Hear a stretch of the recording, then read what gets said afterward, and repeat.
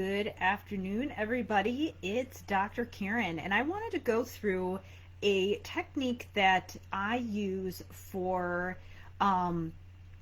working through strategies and working through challenges with kids who are older that are on the autism spectrum or that are just struggling with some kind of social cognitive issue. And the reason that I'm doing this is because I have found, hopefully my screen is sharing what I wanted to be sharing right now. I'm going to pop over to this screen right here. But the reason I'm sharing this is because I have been increasingly frustrated with the lack of resources out there and strategies that address issues for older students. There's a lot out there of really cute, fun, crafty kind of things for younger kids. But when we think about kids who are on the spectrum, kids who struggle with social pragmatics, once they get a little bit more mature and there's a lot more nuance to some of the different things that they might have to go through, it gets a lot harder to find good resources that are going to support them. Because you can't do some kind of cutesy how to play with your friends at recess with a high school student who is maybe going through puberty and is wanting to navigate all the different changes, who might be struggling to figure out the social landscape of high school, who might not know how to prepare for something like a job interview, something that's a lot more challenging. Or even something like dating. Like, how do you ask somebody to homecoming? How do you go and talk to somebody that you're interested in dating and strike up a conversation and navigate that whole landscape? So that's why I often shy away from giving people in my programs, giving people a lot of pre-made social scripts, because there is no way that I would be able to predict every single situation that is going to come up for your student, and the language and the way that you word it to make it specific to people and events that are happening to them, or ways that they're describing the situation in their language, all of those things. And so that's why I give you the frameworks. I keep it super simple, because it does not need to be this big elaborate thing. You just need a couple tried and true strategies, and to know which strategy is a good fit for your student, and then just to be able to use and pull from those strategies on the fly with whatever comes up for your student.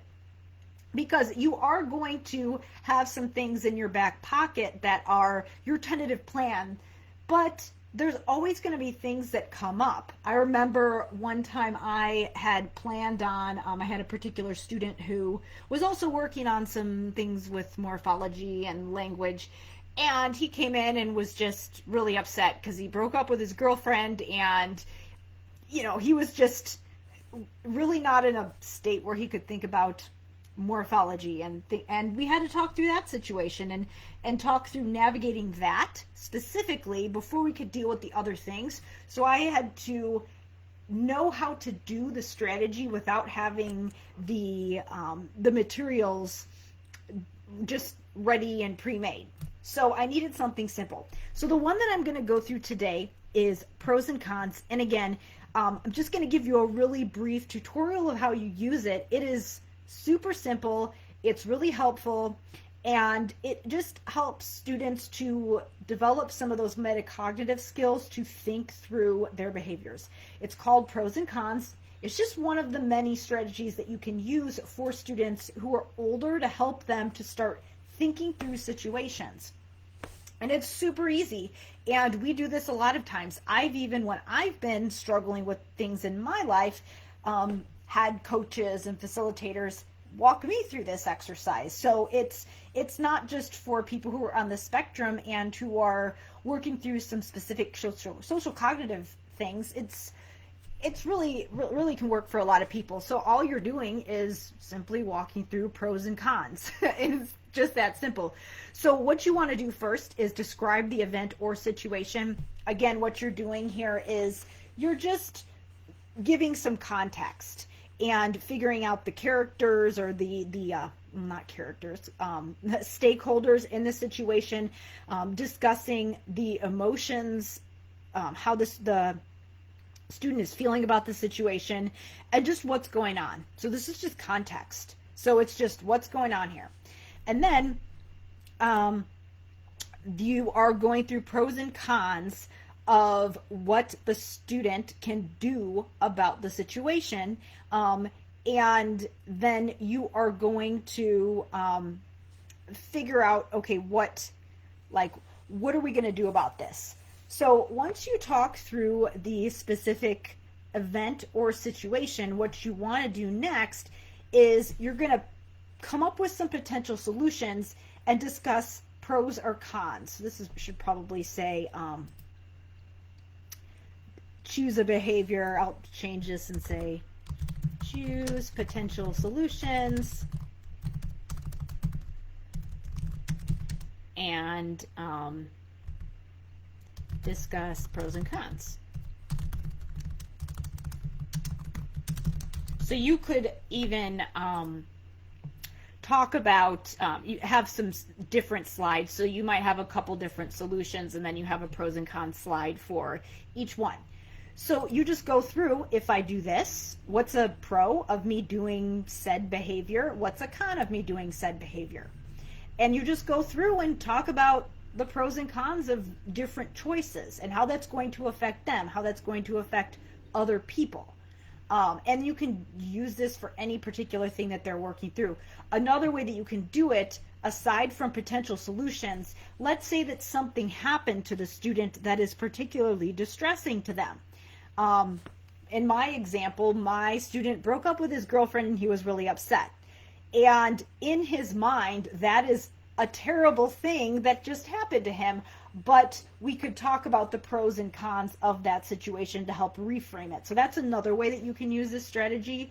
Just if there's something difficult that they're dealing with, talking about the silver lining. You know, obviously the cons are acknowledging the negative things that they're experiencing, but also on the pro side, okay, you're experiencing this emotion. How is that going to be something that can potentially be a benefit in the long run, even if it's just something as simple as, you learn to deal with emotions like this and you have this experience and you get stronger, even if it's something that in their mind kind of sucks, but they work through it. So just reframing it in a different way. So any of those things can work. Again, there's a couple different ways that you can frame this, but you're just talking about pros and cons. And it's super simple, and it's something that you can just pull out. I've given you a slide deck. This is actually pulled out from the digital slides library in SLP Learning Academy.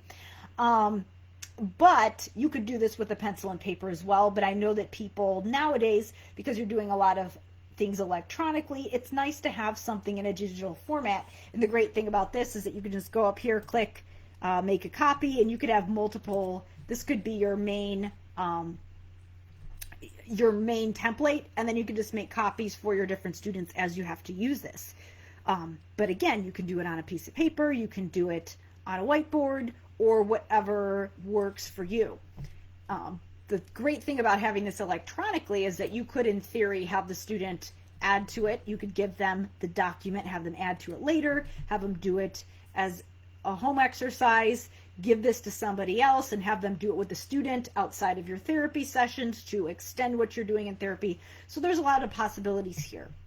So again, the main thing is that with students who are older, who are dealing with more of these challenging things that happen as we get older, society is changing, things that kids are working through in the teenage years are different, and the publishing companies that are creating all these different materials can't keep up with it. So that's why it's so important that we have something like this that's simple, that we can do on the fly, that works, that our students can easily become familiar with, that they can use with you, so you don't have to spend a ton of time going through directions. And the simpler it is, the easier it is that they can start talking themselves through this on their own. So if it's super simple like this, then it could be easier for them to maybe get out a piece of paper and write this on their own, or even just do it in their head if they're experiencing those things. So the simpler it is, the easier it's going to be for them to actually carry this over.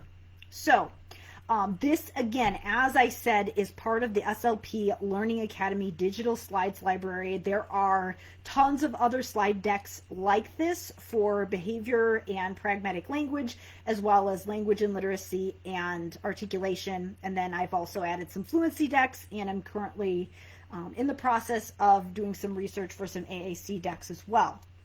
So I will add a link under this video somewhere so you can get information about how to become an SLP Learning Academy member and get access to the digital slides library like this, as well as our monthly coaching calls where we talk through specific cases. So this month, I am recording this video on November 18th, 2020. This month, you can actually get my social language roadmap course that really dives into pragmatic language intervention.